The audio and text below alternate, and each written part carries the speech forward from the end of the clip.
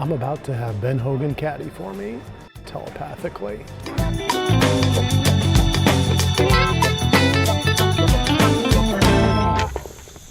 All right, I don't even know where to start with this. This is kind of just as wacky and crazy for me as it is maybe for you like tuning in and watching this. So I guess I'll just start with one, how do I know that I'm doing this? And two, maybe explain a little bit how it works. And then three, give you a little bit of backstory, just to give some context, I guess. And then we'll go out and play a few holes here. So I guess first, how do I know that I'm doing this?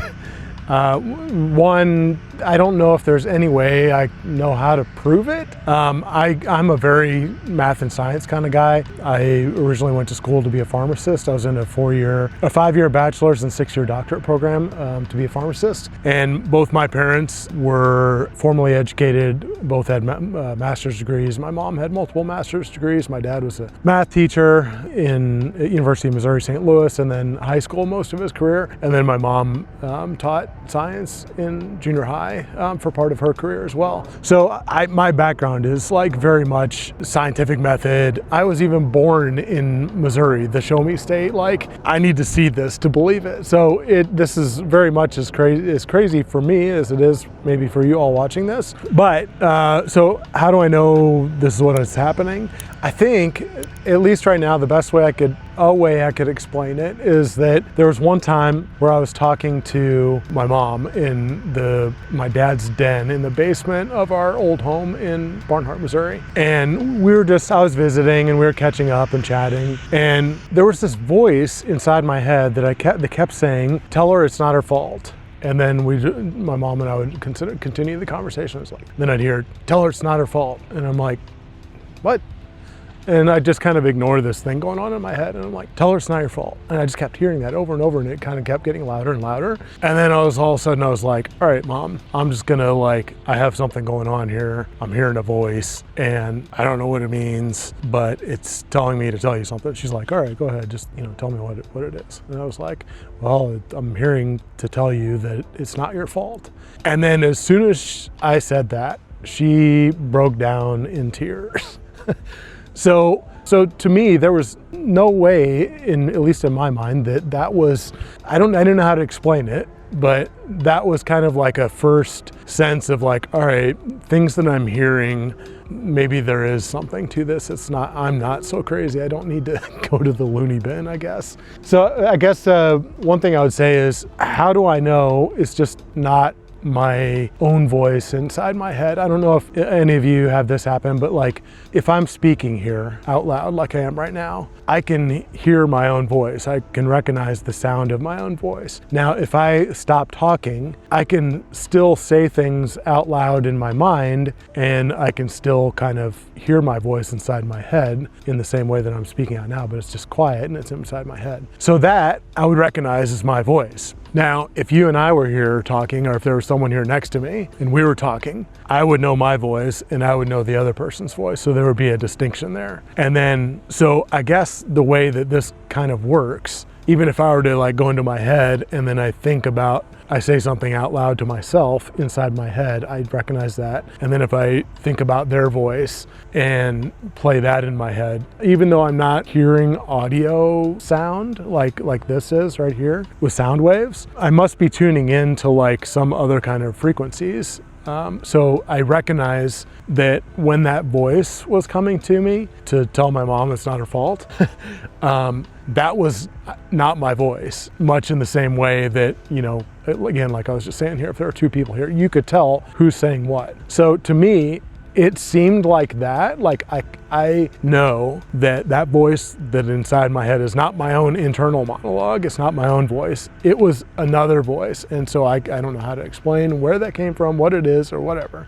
But that was it was such a poignant, I don't know if that's the right word. It was such a thing where it's just like, oh my gosh, I don't know, I can't explain this, but that happened. So there's this, I don't know, I'm a phenomenology person where these things that are happening inside that I experience, I like to poke at them and explore them and see, all right, what's going on? What is that? So over the years, I've had a lot of things like that were just kind of confirming in a way that, and it wasn't like a turn it on all the way kind of thing all at once. It wasn't like there was an A, B, like I could not do it then and then the next moment I could. Maybe that happened, but I didn't perceive it that way. So that's maybe as part of the way that I could explain, like as best as I can, that this is something that is quote unquote real. So that's that. And then I guess if I could explain how it works, you probably could already glean a little bit of that from what I was saying here already.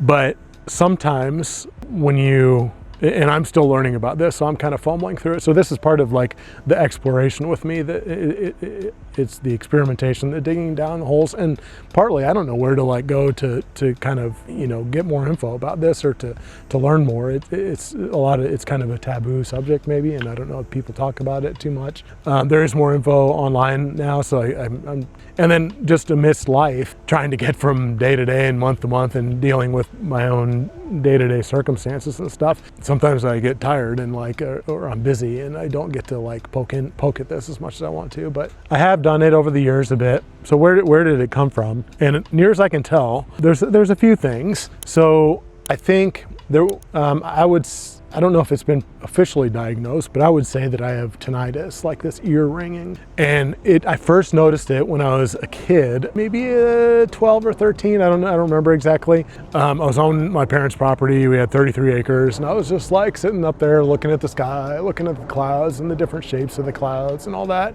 And then all of a sudden there was just this crazy like tone that I heard in my head, and it was just ringing. And I was like, oh my gosh, like how am I gonna live with this? Like this is excruciating. Like what do I do? And I guess over the years that it's like I still hear it. It's kind of just become like white noise. Like if I don't hear it right now, but if you say like, hey, tune into that, and I'm like, all right, now I can now I'm picking it up. So I guess it's just, I put it off to the back, but I just treat it like white noise, I guess. But then later on in life, what I found, I was just occasionally be like, hey, I don't want to take any medicine. I don't know, to go to a doctor for it. It's just like, whatever, I'll just deal with it. But then occasionally I would ask people like, hey, what do you think this is? And the best explanation I got so far is that we're in this, and if you go back to like your science class, we're in this electromagnetic field. There's radio waves going around. You can't see those, but we know they're there. We can test them and pick them up and send things through radio waves. There's light waves, things that we can see, all these different kinds of, there's an electromagnetic field. So there's this hum, and I think that what that is like somehow I'm able to that was kind of the beginning of my tuning in to other frequencies that can't be seen.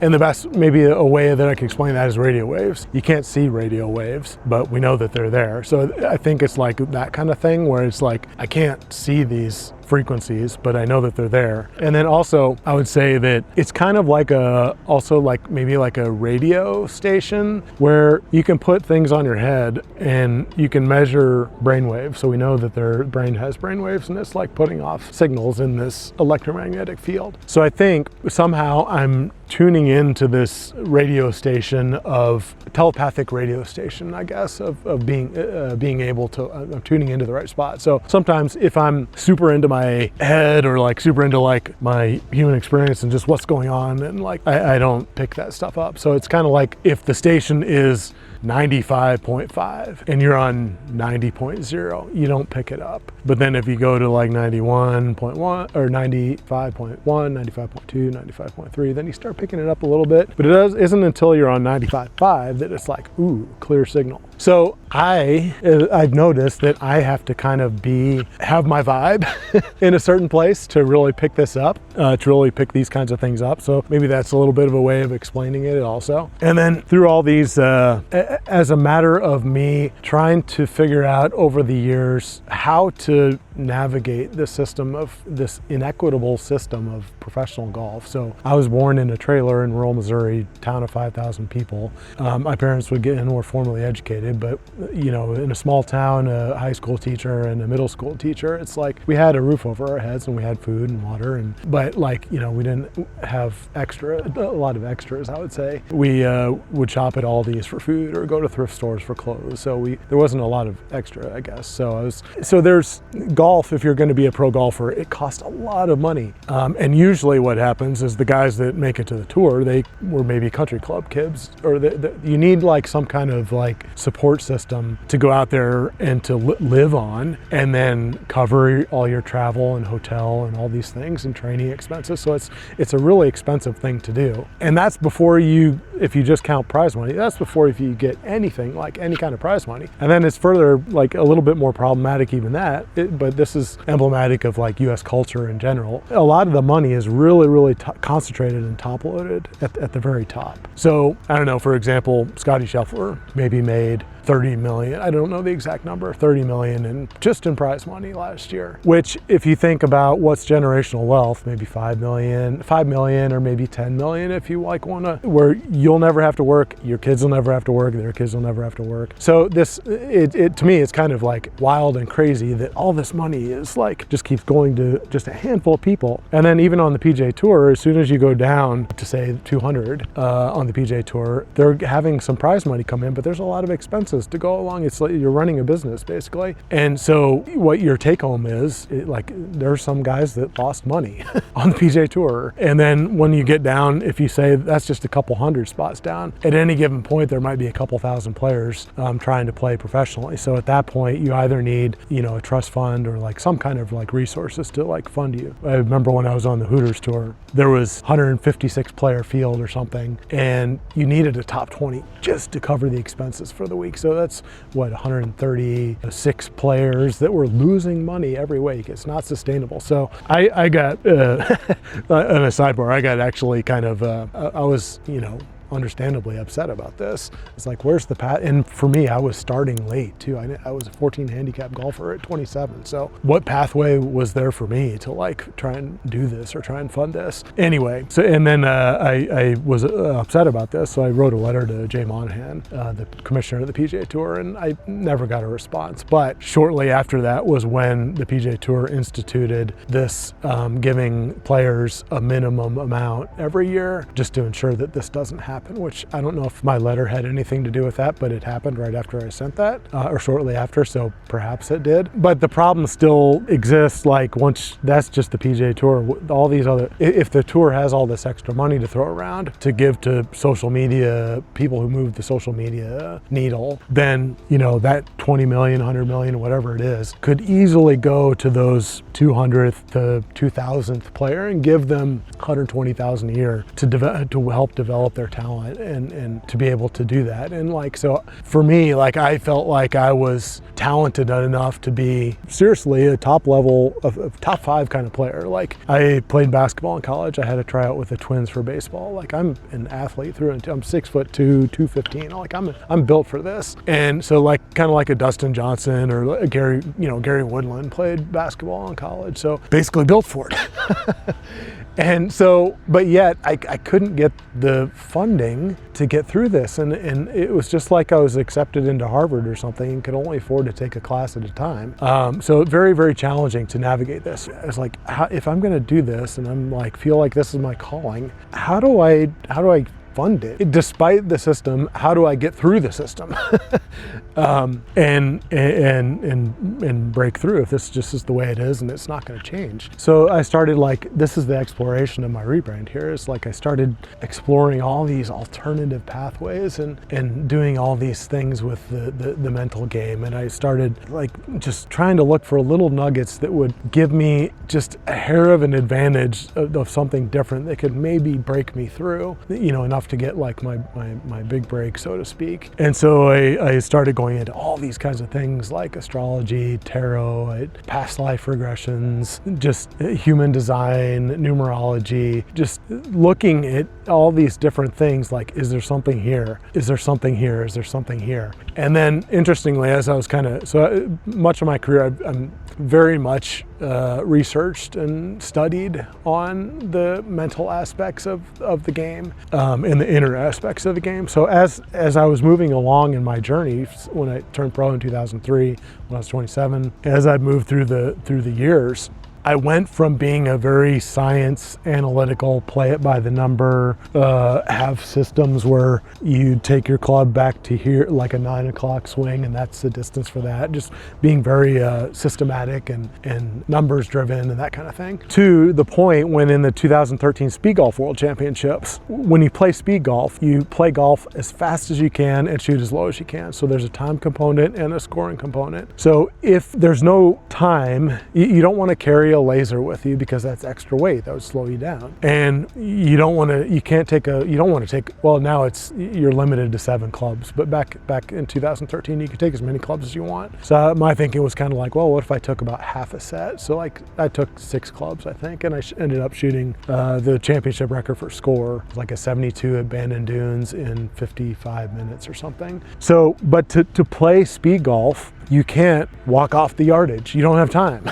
You can't, pull out your laser because it's dumb to bring one with you. You can't pull out the yardage book. Like that'd be dumb to take with you and just check the distance of that, check the distance of that. Look at like overhead, yardage books where there's like a top level view of the hole or the green or something. You can't do that. There's not time for it. So you had to go be more of like an older style before all this stuff was like, all right, I need to go over there. And it's just like a target oriented. You look and you figure out internally what to do, what club you need to pick, how hard you need to swing, and just make it be a little bit more intuitive, a little bit more reactive. And this was scary for me at first, trying to play this way, because I was built around like math, science, and all that. So shifting internally and having to figure out how to play, it was hard at first, but it made me a better player. But it was also a thing of turning inward, looking inward, paying attention to like what's going on inside my body a little bit more and what's going on inside my head. What am I picking up? And I started to learn what true things would be for me. So for example, when I'm out on a golf course, I don't need to like look at a number to hit a ball to a target. I can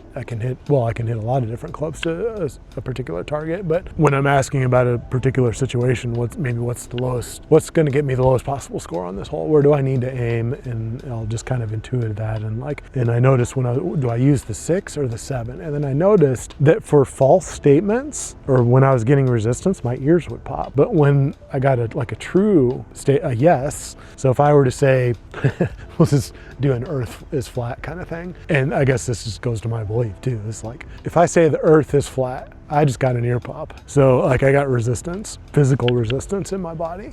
I'm like, the earth is round. There's a subtle feeling. I got no resistance to that. My ears didn't pop when I said the earth is round, basically round. So it was like, again, just kind of like looking inward, paying attention to like my body and paying attention to the environment, and then just doing all this deep dive research into all these weird topics. And then when I was doing, I forget the name of this lady, but I was working with this, so I'd work with all kinds of like weird coaches from different countries, like from Peru or something, and do like a past life regression or like some kind of deep hypnotherapy to access a memory from when I was 1 year old or something like that I couldn't remember just sitting here unless I was like really in a deep state. So when I was doing that, all of a sudden I started to, people would say like, hey, there's some, I don't want to say spirits, there's things showing up here for you to help support you. And I'm like, what, really?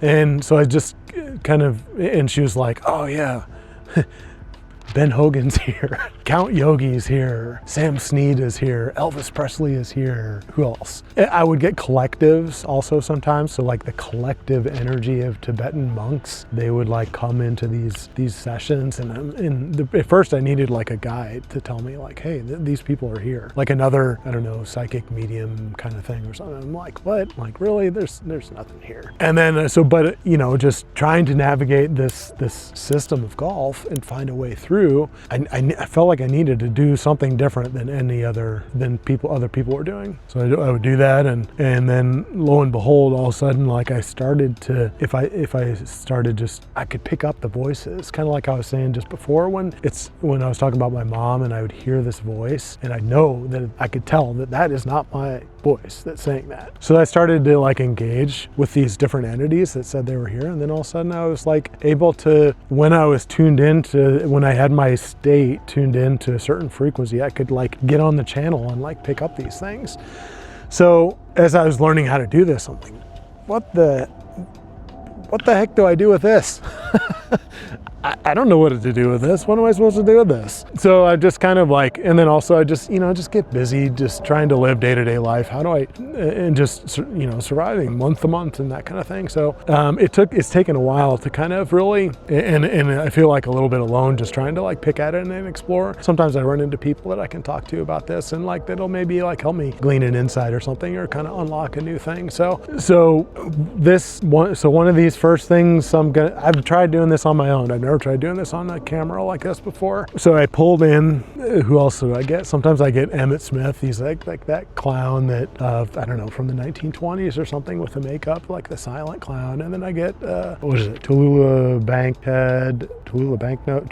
Bankhead. She's an actress from the early mid 1900s. Sometimes I'll talk with her. And I've played around with this, and sometimes I'll be able to talk to, and it's really unlocking a lot of things. So like sometimes now I can like communicate with different animal types. So like I can, I'm uncovering like astral projection and stuff, getting out of my body intentionally, and like seeing through eyes of like eagles. It's really, really weird stuff. And these kinds of things apparently like you can do, and like they exist. There was my mom used to have this set of VHS tapes at home on how to remote view. And so it's like, you have your own eyes, but then you can close your eyes and then you can be able to see other places without looking with your own eyes. So you can view things from a remote location. And the US government was using this, I think, in like the 1960s or something, or 70s, or maybe now even. So there's all these kinds of things that are getting gradually turned on and unlocked. And then the pandemic helped with that a lot, because so many of us were forced, the world had to stop, and we had to like isolate and just kind of be with ourselves. And that was hard. It was hard. People died from that. And also relationships broke up, and some got stronger and came together. But again, it was like everyone kind of had to, a lot of people had to really sit with themselves. So this kind of stuff accelerated with me during the pandemic. So I don't know what to do with this yet.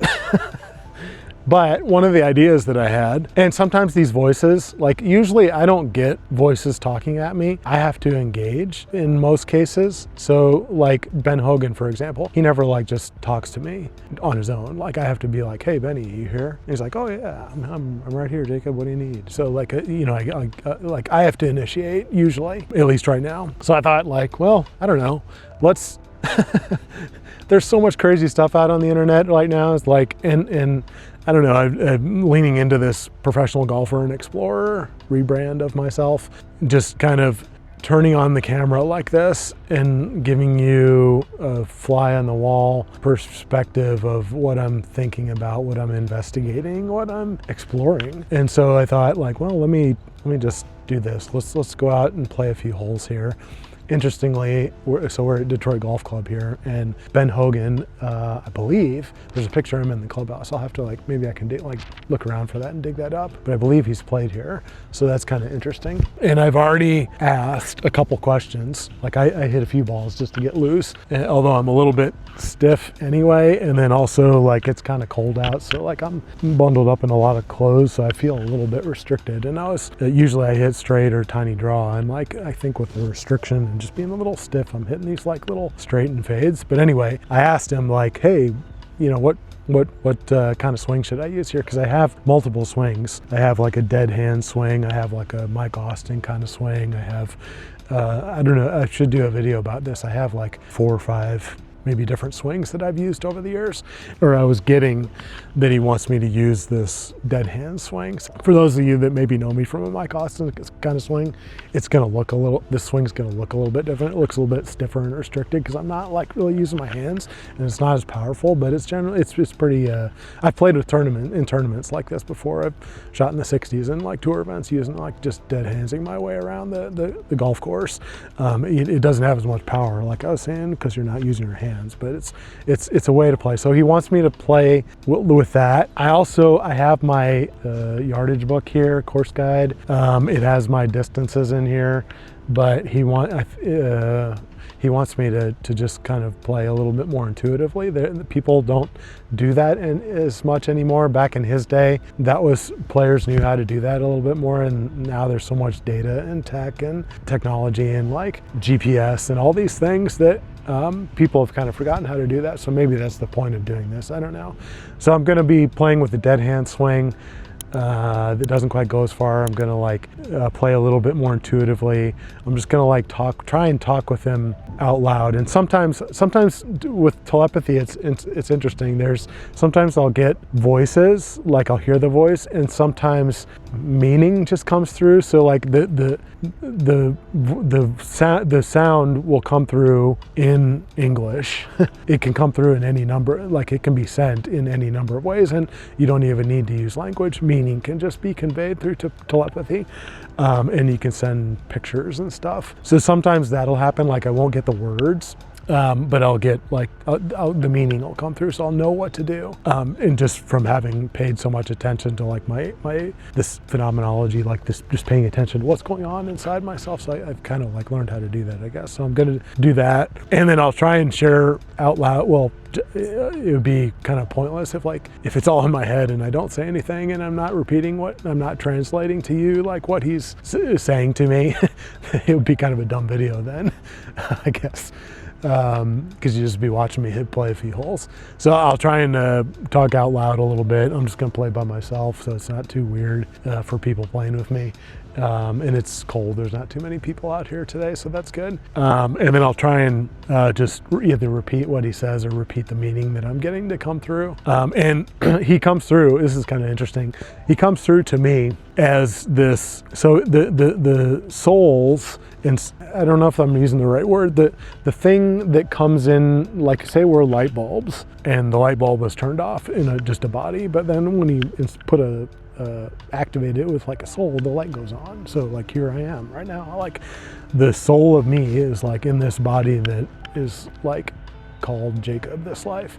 So these souls, or I don't know, whatever they are, these things that come in and like activate the body and like this. I should get into this in another video, like reincarnation kinds of things. So the essence of that doesn't have like a sex or a gender. Like you come in, and sometimes in some lives you're a male, sometimes you're a female, sometimes you're something, any number of things. So Ben Hogan, the core of what Ben Hogan is not Ben Hogan. Like I'm more than Jaacob. I'm this, this spiritual being having this human experience as Jaacob in this particular life. So that communication comes through to me as Ben Hogan. And it comes through as in the visual that I get with it, pictures that I get or senses that I get are kind of when he was older. I'll have to dig up a picture and post it here on this video as I'm talking about this. But it's not like maybe the young Ben Hogan. It's more like a older Ben Hogan. He like comes through with glasses on, and it comes through with a certain kind of vibe and personality. Like a Count Yogi comes through very different. There's like personalities, like we all kind of have personalities, I guess. There's like personalities that kind of come through. So I get like this older, wiser, maybe past his playing years kind of Ben Hogan when he's like doing a little bit more business. I don't know if he was retired at the time, but he's got these glasses on and stuff. And yeah, so anyway, I think that's all I want to say about this. Let me cut this off here. And then we'll this is long enough here that this is going to be a 2-part video. So here, part 1 will just kind of be the intro and the explanation. Part 2, like we'll actually go out and play the holes here. So that's it.